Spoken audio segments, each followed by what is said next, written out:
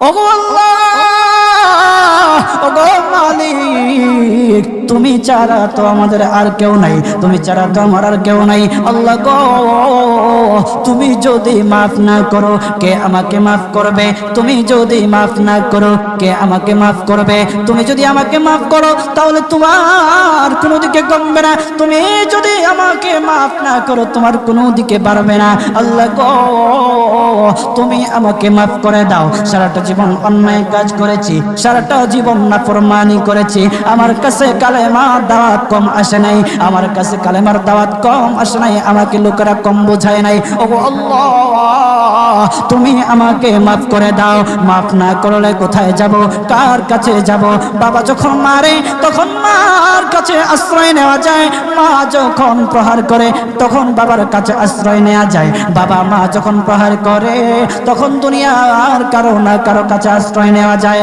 ওগো আল্লাহ, ওগো মালিক, তুমি যদি আমাকে মারো, তুমি যদি আমাকে আযাব দাও, ওগো আল্লাহ, কার কাছে যাব, কার কাছে গিয়া মাফ চাইবো? ওগো আল্লাহ, মেহেরবানি করে মাফ করে দাও।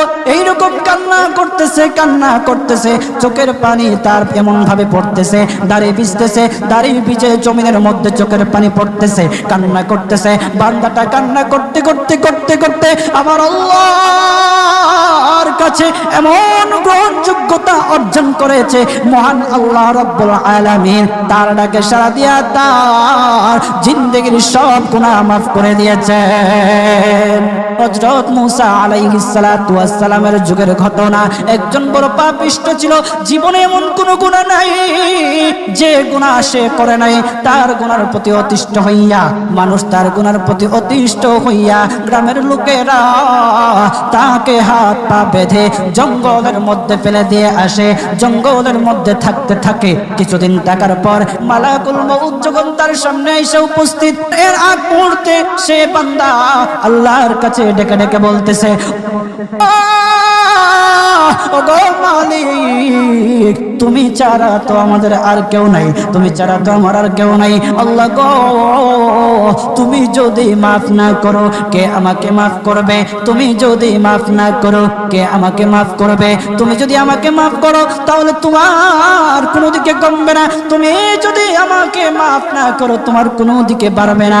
আল্লাহ গো, তুমি আমাকে মাফ করে দাও। সারাটা জীবন অন্যায় কাজ করেছি, সারাটা জীবন নাফরমানি করেছি, আমার কাছে কালেমার দাওয়াত কম আসে নাই, আমার কাছে কালেমার দাওয়াত কম আসে নাই, আমাকে লোকেরা কম বোঝায় নাই। ওগো আল্লাহ, তুমি আমাকে মাফ করে দাও। মাফ না করলে কোথায় যাব, কার কাছে যাব?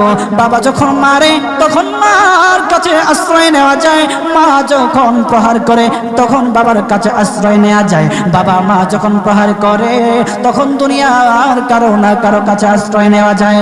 ওগো আল্লাহ,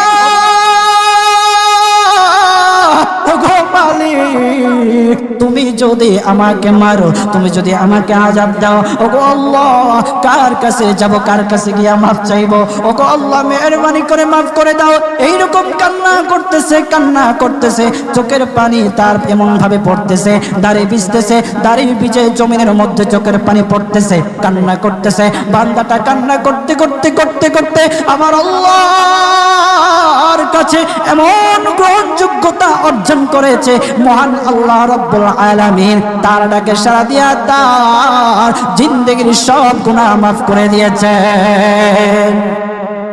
ওই বান্দাটা তাওবা করতে করতে করতে করতে হঠাৎ ইন্তেকাল করে।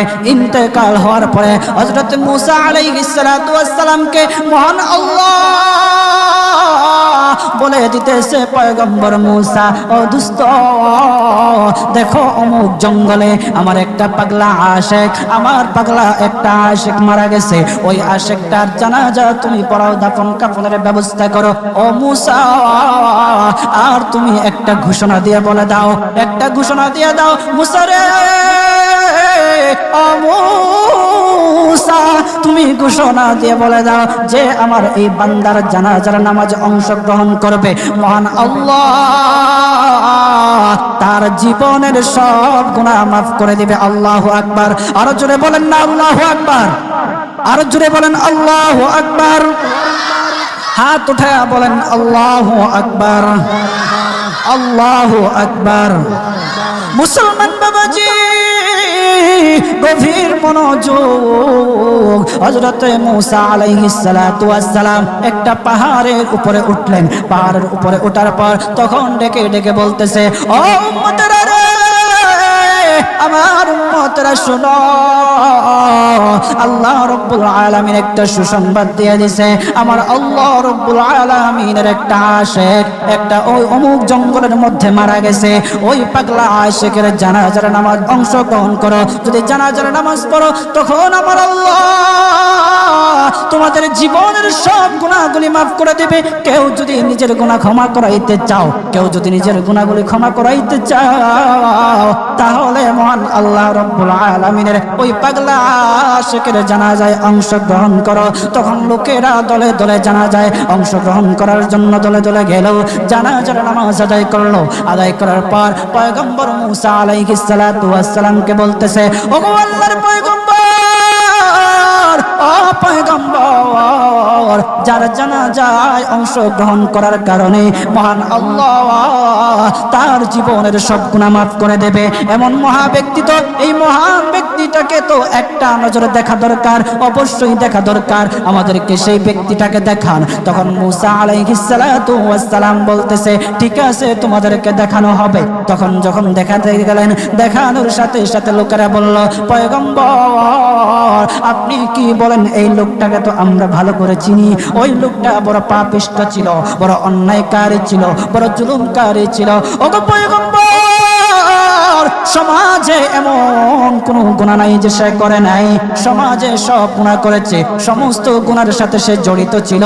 সে জড়িত ছিল, তার গুনাহের কারণে, তার গুনাহের কারণে আমরা অতিষ্ঠ হইয়া তার হাত পা বেঁধে আমরা তাকে জঙ্গলের মধ্যে ফেলে দিয়ে আসি।